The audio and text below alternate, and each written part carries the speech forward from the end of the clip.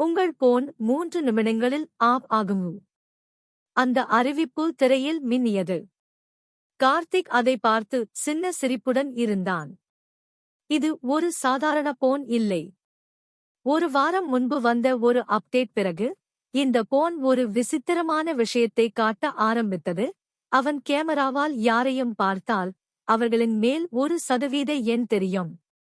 முதலில் அது ஒரு பக் என்று நினைத்தான்.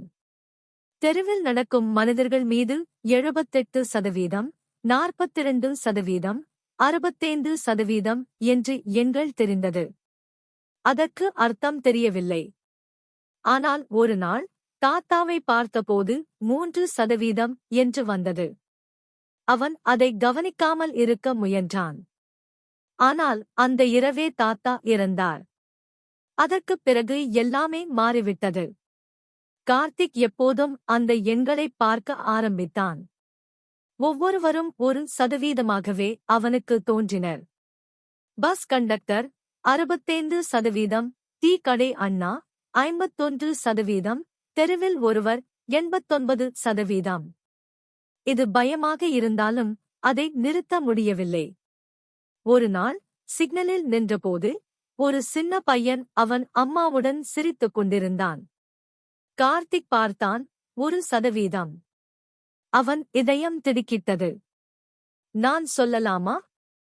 தவறாக இருந்தால் என்று குழம்பினான். சிக்னல் பச்சை ஆனது. வண்டிகள் நகர ஆரம்பித்தது. பையன் முன்னே சென்றான்.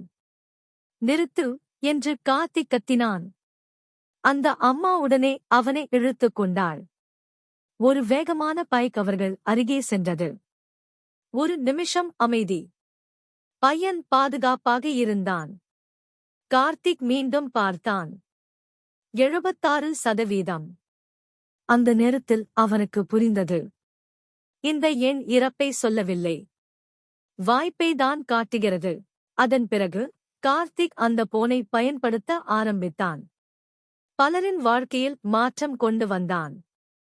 ஆனால் அதில் அவன் தன் வாழ்க்கையை மறந்துவிட்டான். ஒரு நாள் அவன் கேமராவை தன் முகத்திற்கு திருப்பினான். அவன் தயங்கினான். மெதுவாக பார்த்தான். 2%. அவன் பயப்படவில்லை.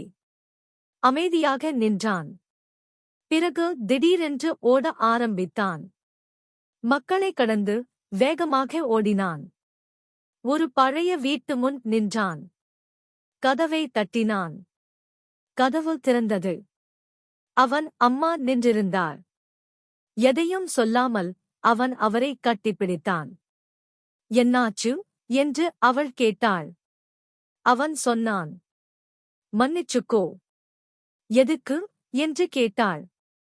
என்னிடம் நேரம் இருக்கிறது என்று நினைத்ததற்கு என்றான். அவளின் கண்களில் கண்ணீர் வந்தது. அவர்கள் உட்கார்ந்து பேசினார்கள். சின்ன விஷயங்கள். சிரிப்பு. அந்த நேரத்தில் கார்த்திக் எந்த எண்களையும் பார்க்கவில்லை.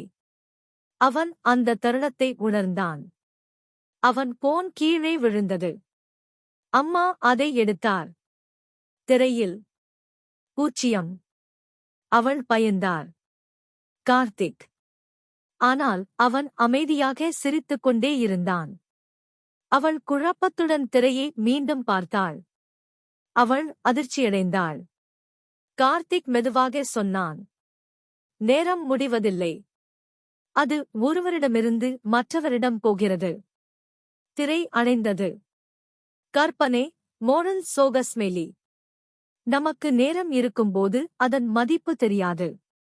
அது போகும் என்று நினைக்கும் போதுதான் அதன் அர்த்தம் புரியும்.